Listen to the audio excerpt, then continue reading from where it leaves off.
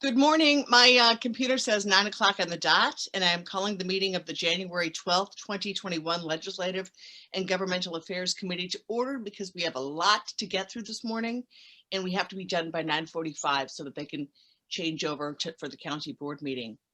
A physical quorum of the members is not present. However, pursuant to Section 7E of the Open Meetings Act, members are permitted to attend remotely. Either one member of the committee, the chief administrative officer, or a chief legal counsel are physically present at the regular meeting location. In-person attendance and public comments are allowed, subject to attendance limitations required to ensure the health and safety of those who attend. Now, pursuant to the Illinois Attorney General's guidance to public bodies on the Open Meetings Act during the COVID-19 pandemic, dated July 2nd, 2020, county board members may participate without being physically present in compliance with the established provisions. Roll call, please, Teresa. Chair Dessart. Here. Member Chaplin. Here. Member LaPlante. Here. Member Renahan. Here. Member Salmon. Here. Vice Chair Zay. Here.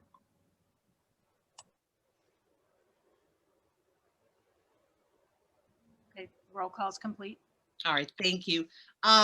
Number 3, approval of minutes. This agenda item should read August 13th, 2020, so we cannot vote on this item until our next meeting on January 26th. Connor, would you please explain the OMA ramifications? So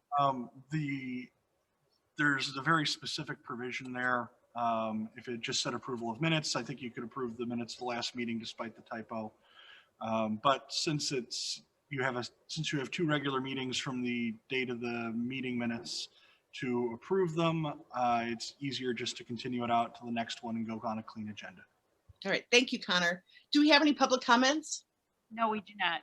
All right, thank you. So under Chairman's remarks, I'd like to welcome you all to the Legislative and Governmental Affairs Committee, new members and former members. My vision for this committee moving forward is to meet more often than this committee has met historically. I plan to invite more guest speakers, including our lobbyists and our elected officials from Springfield and from Washington. We have a brief slide presentation now for orientation purposes for this committee. If we want to pull up the slide presentation. The key staff members on our committee's team include Cheryl Marquet, our staff liaison. She is DuPage County's Chief Policy and Program Officer. Our assistant state's attorneys are Connor McCarthy and Nicholas Alfonso. And our administrative assistant is Teresa Glatzhofer, brand new to our staff from beautiful suburban Palatine.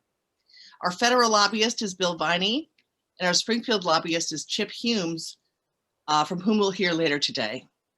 Thank you to those of you who have engaged this committee by submitting legislative priorities, both at the state level and federally, including Member Chaplin and Member Schwarzy, and all of the administrators and staff. Thank you for your contributions.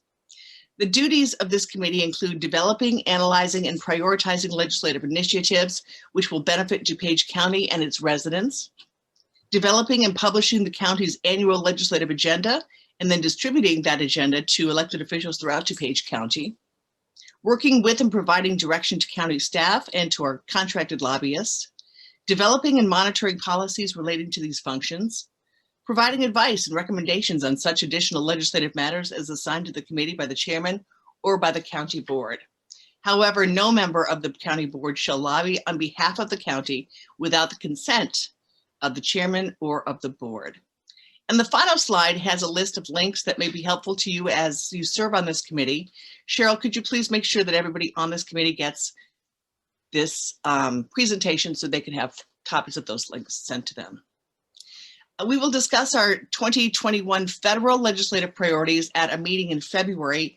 And later today, we'll be discussing our state legislative priorities. So to give us a view of what is going on in the spring legislative session, I'd like to introduce our guest speaker, state lobbyist Chip Humes. Chip. Good morning, everybody. Good morning. Nice to be with you virtually from beautiful Southern Springfield this morning. Congratulations to all the new members who both, won their elections and are now on the legislative committee. It's a pleasure to be with you, and I look very much forward to working with you. Just going to go through a few updates. There's a lot going on down here currently. Excuse me. In the interest of time, I know you only have about 45 minutes, so I'll say this now and I'll say it again. If anyone wants a deeper dive into anything, or wants to kind of walk through some of the process or any of those things, I'm always available. My contact information was on the slide that was right in front of you. So feel free to reach out. Happy to kind of explain the process. This is right now the last full day of lame duck session in the 101st General Assembly. The 102nd General Assembly will be sworn in tomorrow at noon. We've been in session for lame duck since Friday afternoon, both the House and the Senate. There's been a lot of time spent in caucus in the House. There are some pretty heavy issues that are in front of the General Assembly right now. You're probably seeing them throughout the, it's hard to tell when you're in Springfield what the Chicago news covers and what they don't cover. But there are some major initiatives headed out by our friends in the Black Caucus. 4 pillars, which are criminal justice reform, education reform, economic opportunity, and then healthcare reform. Those are very big omnibus bills with lots and lots and lots of detail in them. So quite a bit of time negotiating those. I'm not sure if they're going to pass. I can't tell you at this point. I know it's 24 hours or less in session left, but there's still quite a bit of time to change language. The other major issue that I'm sure is not lost on anyone is the fact that there is significant negotiations in the House to choose a new speaker. That has been an interesting process as we sit now. Speaker Madigan has suspended his campaign, not withdrawn his candidacy, but suspended his campaign. You can take that language kind of as you will. But in the running as we speak, Representative Ann Williams from Chicago, Leader Jay Hoffman from just outside East St. Louis, and as of last night, the Black Caucus endorsed candidate Representative Chris Welch from Maywood. So I suspect as they go into caucus later today, there may be some other announced members.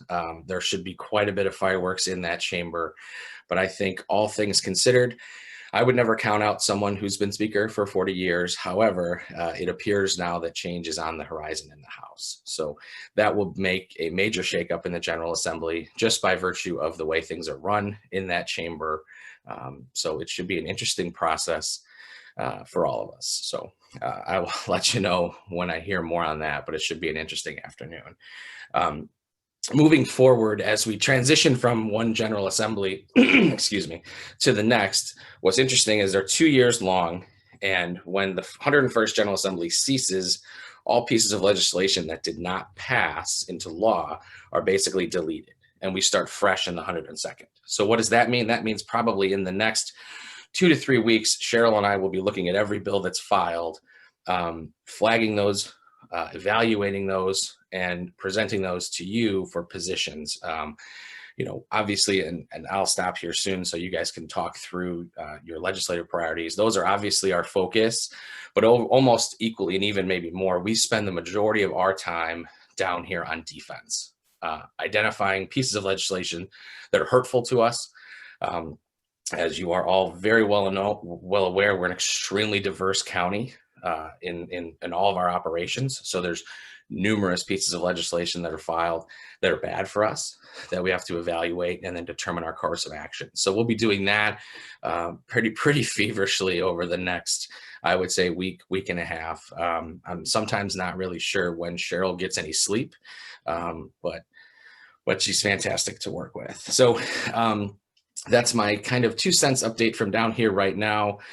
Everything is still up in the air in the lame duck session, but as we move forward, there'll be a number of new members in the House and the Senate.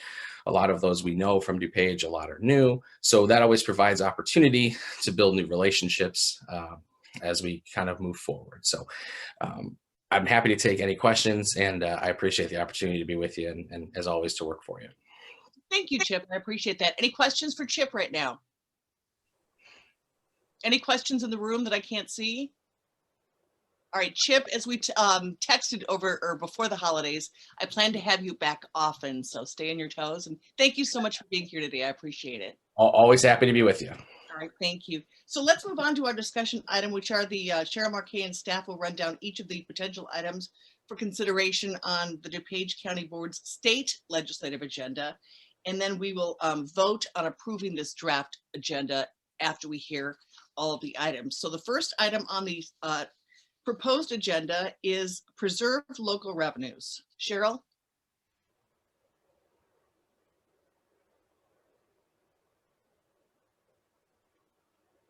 Or staff?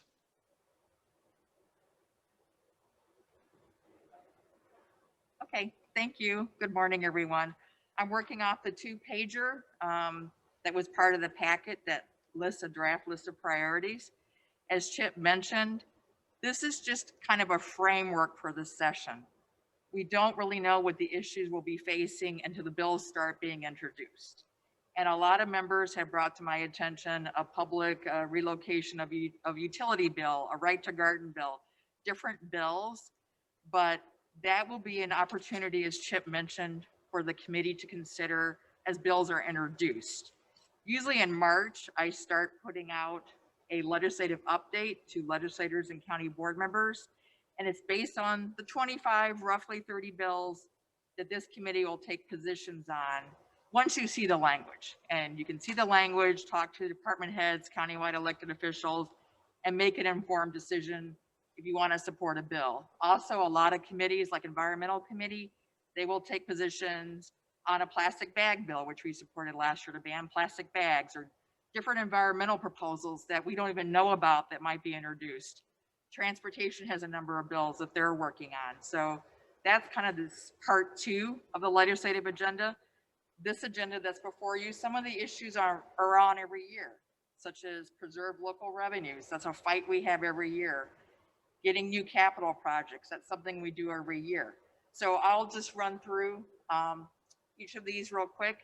And then I also have all the department heads on the line. If you have more specific questions, we can do a deep dive on any of these that you would like. I'll start with the first one, which is preserve local revenues.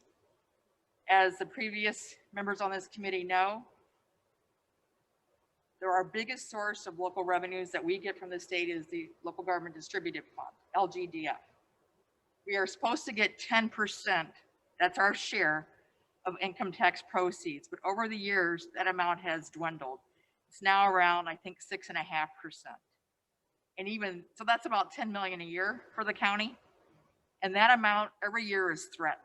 And in the crime bill right now, they're talking about perhaps taking 20% of LGDF. There's always bills put in that would take or diminish our local revenues. In recent years, the Illinois Department of Revenue has actually put an administrative fee on the collection of our motor fuel tax and our RTA sales tax.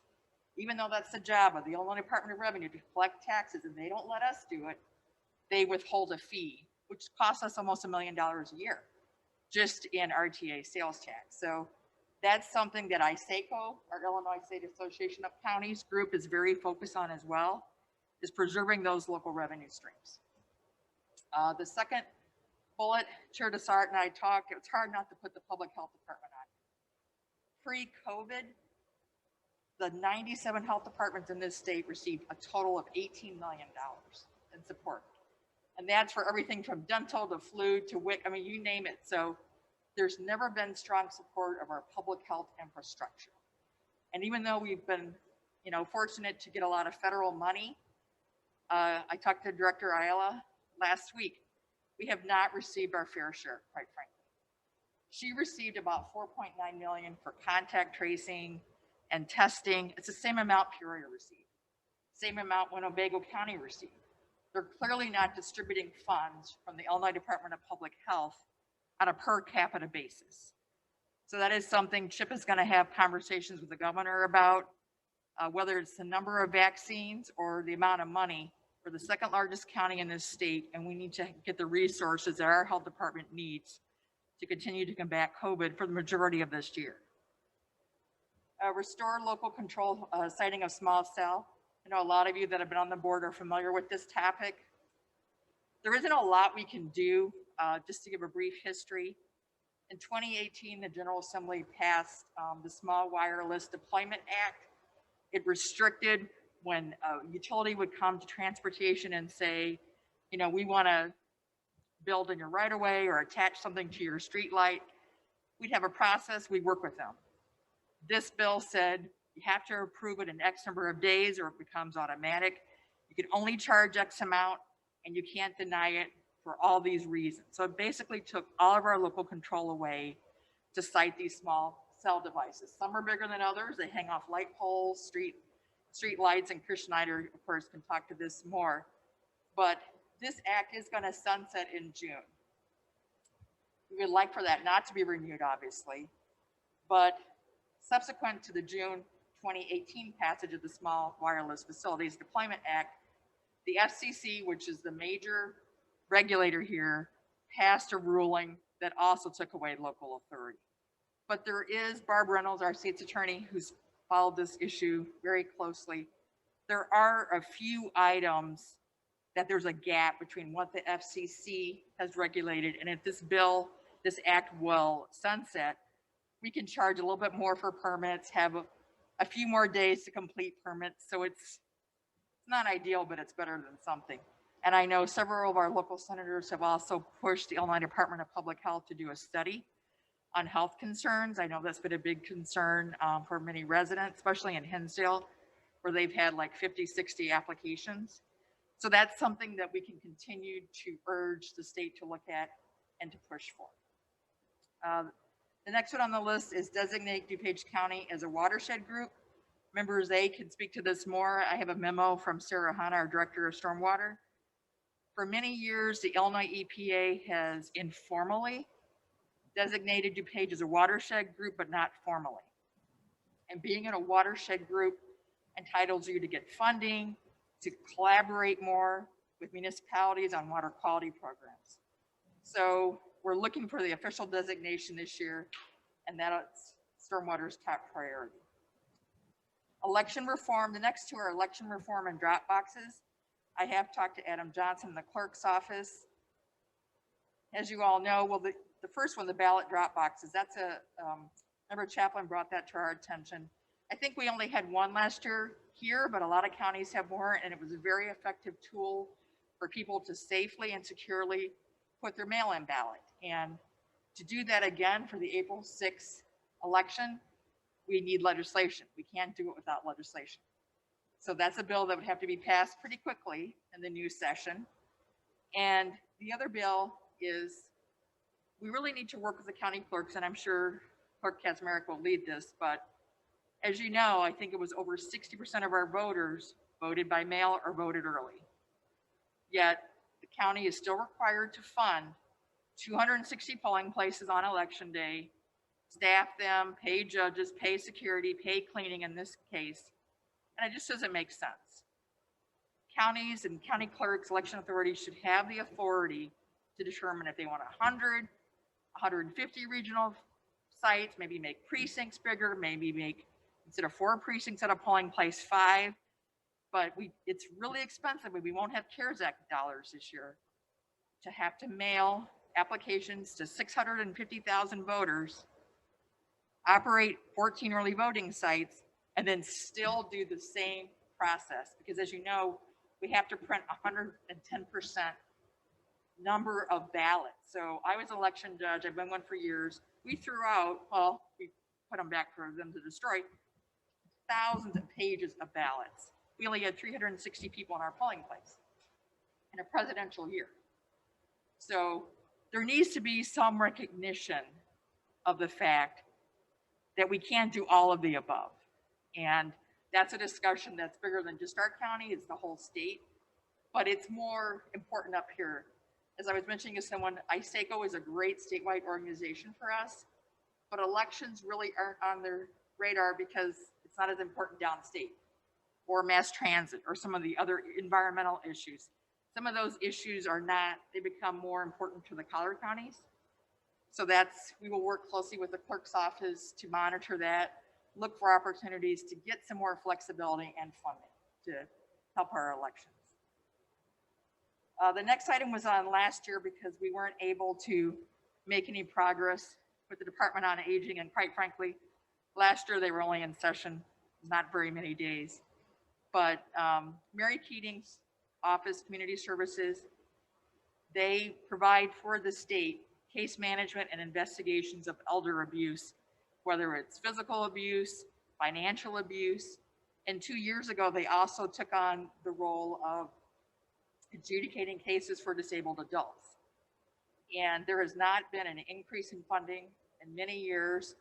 A lot of these cases are very complex, a lot of aspects, and we're not covering our costs of providing this service to the state. The county is subsidizing a state service.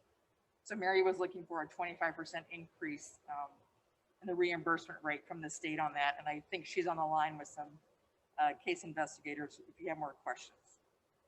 Quickly, the last two, I think Chair Dessart and Member Krajewski could speak to this, but we've tried for a couple of years to ban the sale of commercially bred pets. As you know, puppy mills has been a big issue for our Animal Services Department. A lot of these dogs that people spend a lot of money on and cats are returned to the animal shelter. We end up having to pay for their care because of all the problems they have. It is very difficult to pass, though, a statewide ban. As you know, downstate kind of views animals a little bit differently. And we're looking this year to either cap it to DuPage and Kane, DuPage, Kane, and Lake, or a population threshold to try and maybe get something passed this year. And then real quickly, the last couple of ones, this will come up in the redistricting committee, but right now state statute requires the county board to have an reapportionment plan done by July 1. It's going to be difficult to meet that deadline because we're not anticipating to get the information you need to redraw the map to probably June. You're probably going to need more than a month to do the map. So ISACO is going to take the lead on that and work to extend that deadline. Then on the second page, last year we had to extend the 911 surcharge. They extended it for a year. Member Schwartz is very familiar with this from ETSB. Linda Zerwin is on the statewide advisory board. And so it expires again in December. So we need to work with all the stakeholders to extend that, because obviously the $1.50 per wire line and wireless line is what funds our emergency telephone system board. The last three, protect environmental health. As I mentioned, you know, Sterigenics was our big item last year and year before, but there will be probably a large number of environmental bills introduced that the committee will want to take a position on. And same with government consolidation. As Member Chaplin mentioned, we're non-home rule. So if we want to go across a boundary or share a service, sometimes we need a bill. Or to dissolve a sanitary district, you need a bill. So we're very supportive of those bills. And I think with the economy being the way it is, you're going to see more and more consolidation. And I know CMAP has made it a big priority in their, I think it's Go to 2050 now, I've lost track, of trying to share resources, because there just aren't enough resources to provide the level of service we want to provide. And then the capital projects, Jason sent out last week to our department heads the request to do a capital program. Every year we do a capital program. It's online, it's searchable by legislative district, so members can see projects in their district. We also have a scan code. We do this every year. Some years we get projects funded, some years we don't, but we need to be ready. And we also have a number of capital projects that were in the 2019 Rebuild Illinois program that have not been released. They of course budgeted too many projects, not enough money. But as they sell bonds, more projects can be released. So that's something Chip really needs to work closely with the governor's office on to release those. And I think Chair Dessart had mentioned having our lobbyist, Mark Poulos, who's very involved with the unions and the road builders. And he would be a great speaker at a future meeting to go over our existing capital list. You can see what we need to have released, and also our new program when that's done in a few weeks. So happy to take any questions. Thank you, Cheryl. One thing I wanted you to there are so many issues and so many bills in Springfield that we could embrace as a county, but would you speak to the importance of condensing our legislative agenda? Sure.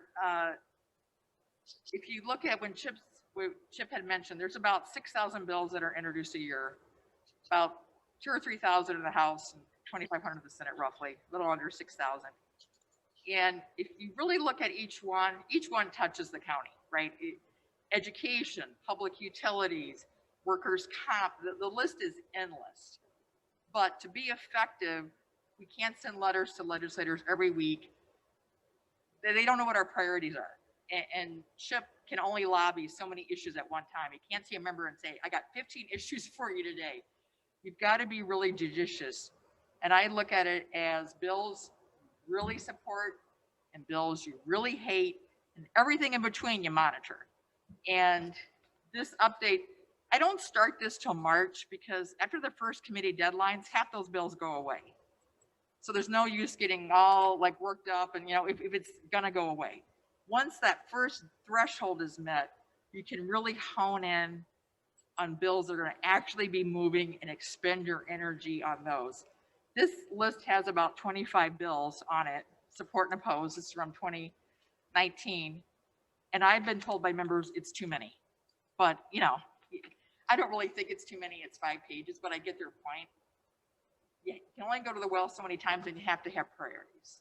And I think that's why, but this list, again, can go out the window next week when they propose getting rid of LGDF or do something to our health department or take away our Medicaid rate for the care center.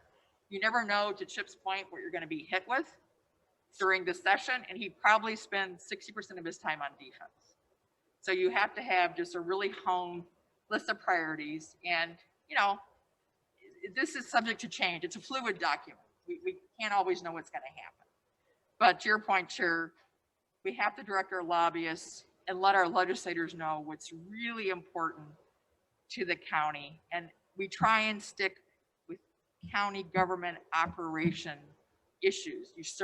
You're the policymakers, you can do whatever you like. But when you stray from that, then you really get into trouble, because then you're going to be taking positions on 50, 60, 70, 80 bills, and then you're just not effective. Right. So to Cheryl's point, I'd like to go down to number one, the really local issues that affect us specifically as a county. I want to go down to the 4th bullet point, designate DuPage County as a watershed group. I love to do research, and when I don't know something or what something is, I love to take a deep dive into it. So I just wanted to let you know that a watershed is an area of land. I know that Jim Zay knows this forward and backward, but maybe the rest of us don't. Watershed is an area of land that contains common set of streams and rivers that all drain into a single larger river, stream, or the ocean. So a watershed group is a dedicated group of individuals, organizations who represent the interests of the community and the environment, with a mission, goals, and plans for implementing water quality improvement projects, even enhancing the habitats for animals who may live in the area. So currently, DuPage County Stormwater Department works within the DuPage River Salt Creek Work Group, but our local, through this legislative agenda, our goal is for DuPage County to become our own watershed group. And that would make us eligible for more grants, more dollars, and make us, we would be able to be more collaborative with other governmental agencies in our county. How am I doing, Stormwater Director Sarah Hunn? What would you like to add to what I've just said? No, that is pretty in line with the different items we've discussed over the past few days. All right. Does anybody on the committee or not on the committee have any questions for any of the legislative items? Chairman, to start, yeah, just to follow up on that, the Salt Creek River Group was basically formed to work on treatment facilities throughout our area, and they've been expanding over the years, and we just feel that we're more suited to do this. They had issues with Graw Mill where they went in and decided they want to take Graw Mill out. They don't have any elected officials on that, so the people really don't have a voice to go back to, where the Stormwater Committee has 6 county board members, 6 municipal members. So there's more transparency on issues. And honestly, we do watershed plans. We spend hundreds of thousands of dollars on these watershed plans, and that we think we should be coordinating and working with it. And we should be getting that money and doing those projects with the Salt Creek River Group, not them distributing them out. Then also one for contracts and hiring consultants and doing the work. It's more transparent to be coming through a government body where we have our own ethics, our own procurement policies. And I think it makes more sense for us to be part of that than another group that's, you know, doesn't really answer to anybody. It's a group that has got pseudo government, you know, members that are from different municipalities. So it just, we've been looking at this, and I think it makes sense for us to make that step forward. Excellent. Member Covert? Thank you, Chair to start. Just going back to what Cheryl was talking about, local or bills in Springfield that affect us locally. I was just wondering, are we going to touch on House Bill 163 just to get to know just the basic functions of it, what it contains, and how it's going to specifically affect our sheriff's department? We had talked about that. Cheryl Marquet and I had talked about that, and that is something that if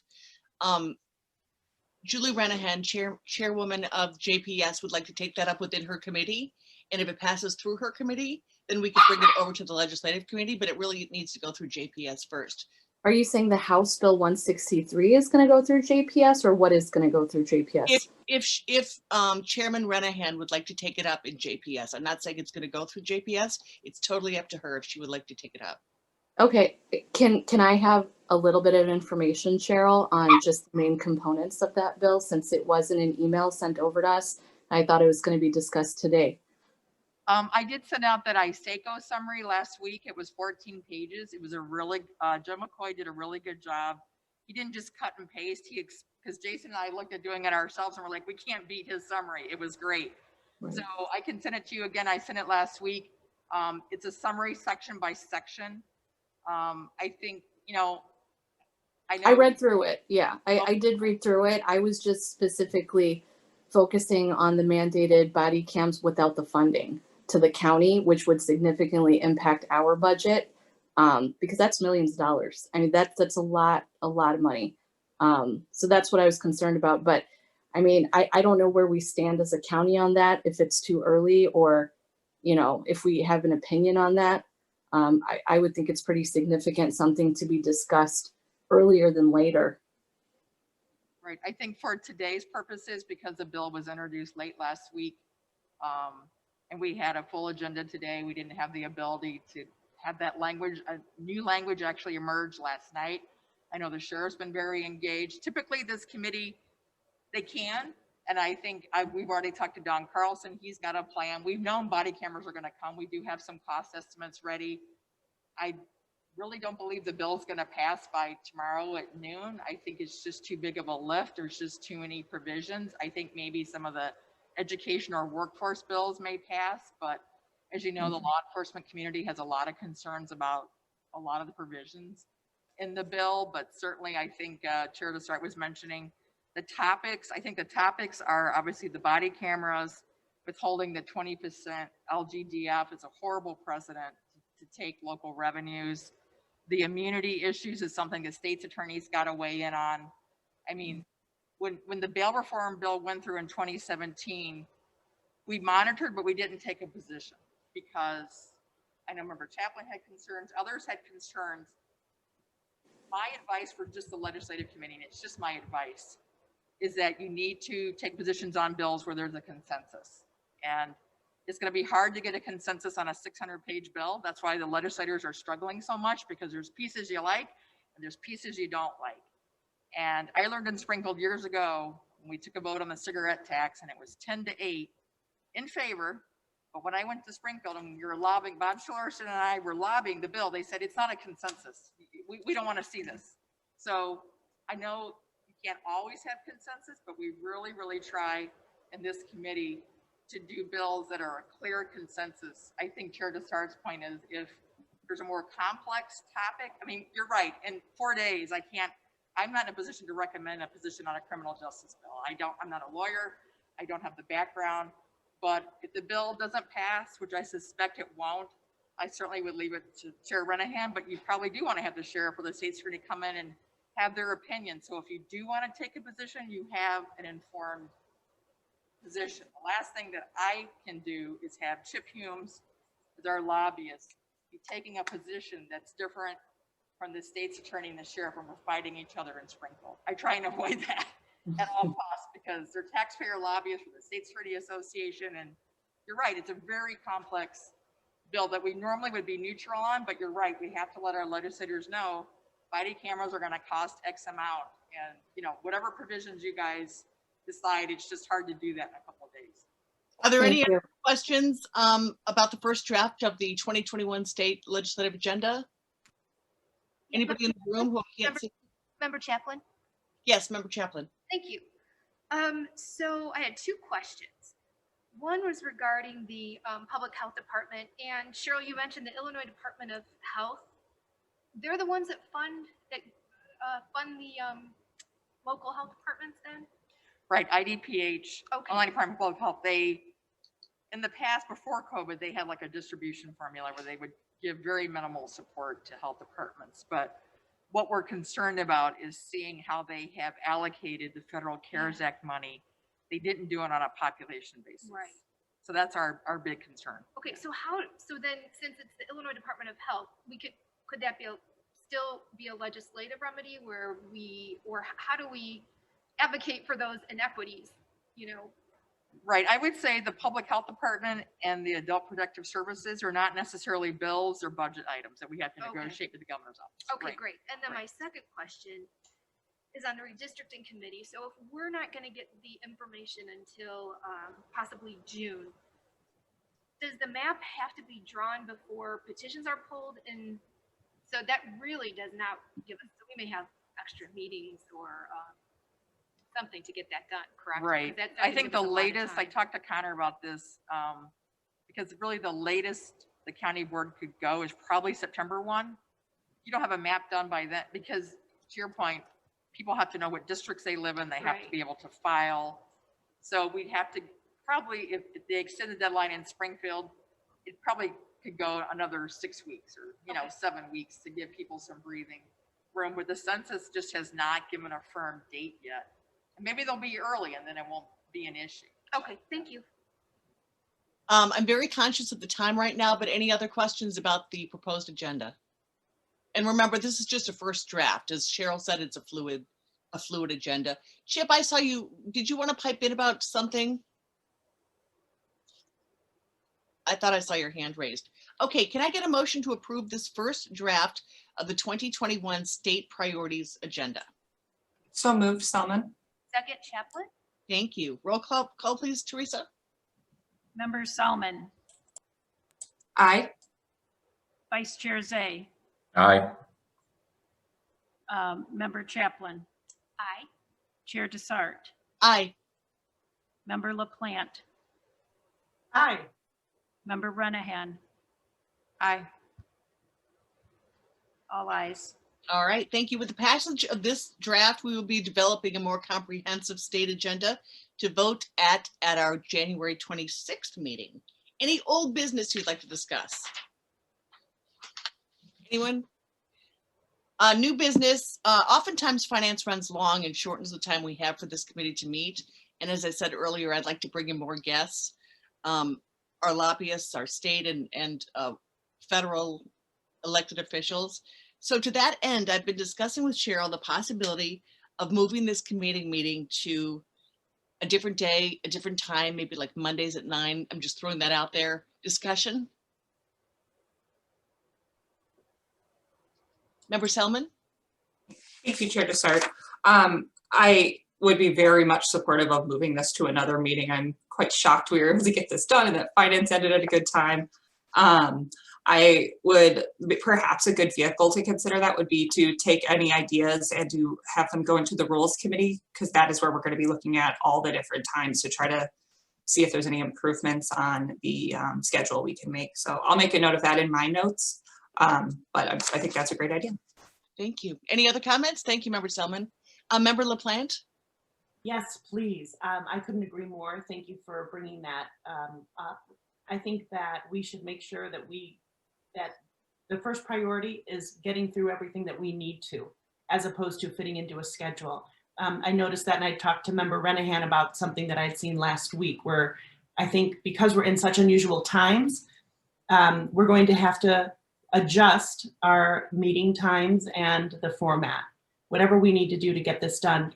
It's obvious how much work the staff does, and I think the best way to honor their work is to make sure that they have enough time in these meetings. So thank you so much for that.